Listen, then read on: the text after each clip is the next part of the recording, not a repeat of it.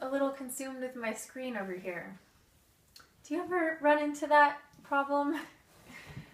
I find that with the availability of so much technology around, there is a lot of screen use in my life, and without being mindful about it, it's really easy to get hijacked really fast, getting sucked in to scrolling and firing back emails and checking notifications and looking on Facebook to see who's commenting and liking. And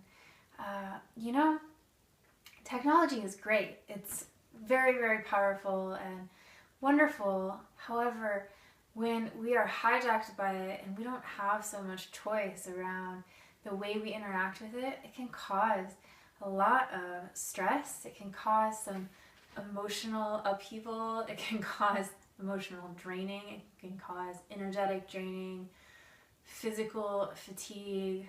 It can cause actually some anxiety and some buzziness in our system. All sorts of things. And so I have an invitation for you. Is it possible for you to put aside the technology for a little while to really investigate your relationship to it? Is there any part of your technology or your screen use that you feel like you'd be willing to put down for a little while and see what it would be like to be without it? There's this thing that happens in our brains where we get in this kind of habitual, addictive, dopamine-seeking behavior because, every time we're scrolling, there's new information. We're constantly getting new hits of dopamine. Every time somebody likes a post, there's a new hit of dopamine, and we're constantly craving and reaching for that hit over and over again. It's a chemical creation, and it's actually not genuine, and it can be pretty depleting emotionally and physically. So I'd like to invite you to create a structure for yourself where you're using your technology when it's really feeding you. You notice the different times of day when it feels okay to be using technology, and you can create chunks of time for your space where you can respond to emails and it feels okay. But then you'll notice your energy dipping, and then it's time to kind of step away from it and do something else. I have created a happiness prescription for myself, and in that, the most optimal day I could have when I'm thriving the most, it involves not even touching my phone until after 10 o'clock in the morning, using an old school alarm clock so that I don't have to interact with my phone, put it on silent. It involves turning off all of my notifications so that I have to go to my mail to check it. I have to go to my text messages to check it even. It involves turning do not disturb on my computer so I don't get pop-ups and likes and all of that kind of stuff. This makes it my choice so that my technology isn't pulling my energy towards it. I get to choose when I want to engage with it. It also creates a lot more space in the day to be present with other things.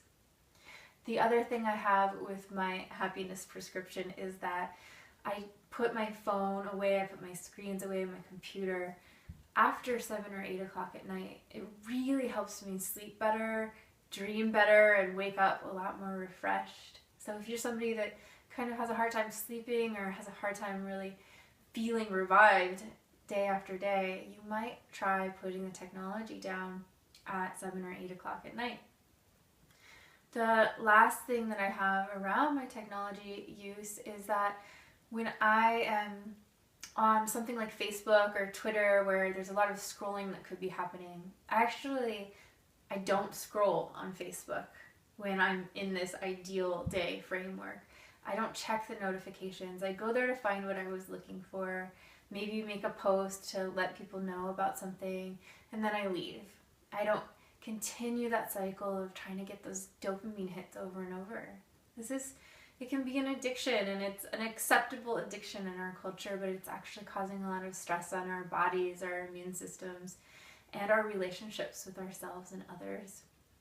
So really set reasonable expectations for yourself. Start small, maybe like no scrolling, or maybe checking your phone an hour after you normally would in the morning.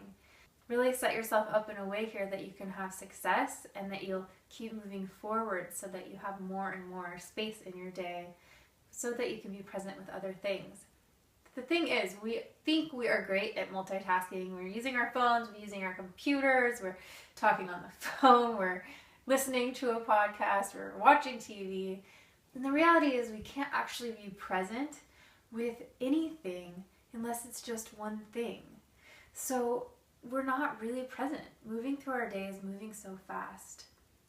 Try eating a meal where you're not using technology. I'm sure some of you are.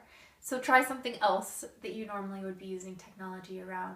But with the meal example, really let yourself be as present as possible.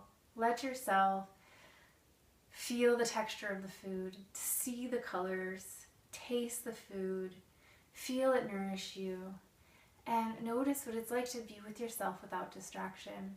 At first it can be a little buzzy or edgy, it can feel uncomfortable or restless. That's completely normal. The thing is, there will be a detox period, and it's really unfortunate that that has to happen, but it might bring some discomfort. We're not talking about drugs or alcohol here, that it's really normal to kind of quit cold turkey and have a lot of discomfort. And so we don't think about that with things like technology often. Really observe what happens in your system after about 5 days of using less technology. I imagine you might have more energy or more present conversations with people, or more time for yourself to do your practices. So join me in the coloring revolution. This is the new meditation. Instead of scrolling, try taking a moment to get a little creative. Use your coloring book, play some music, dance, go for a walk.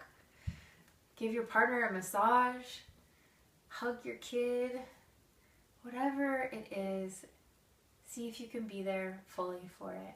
No matter what happens, what your experience is, let yourself try something different here.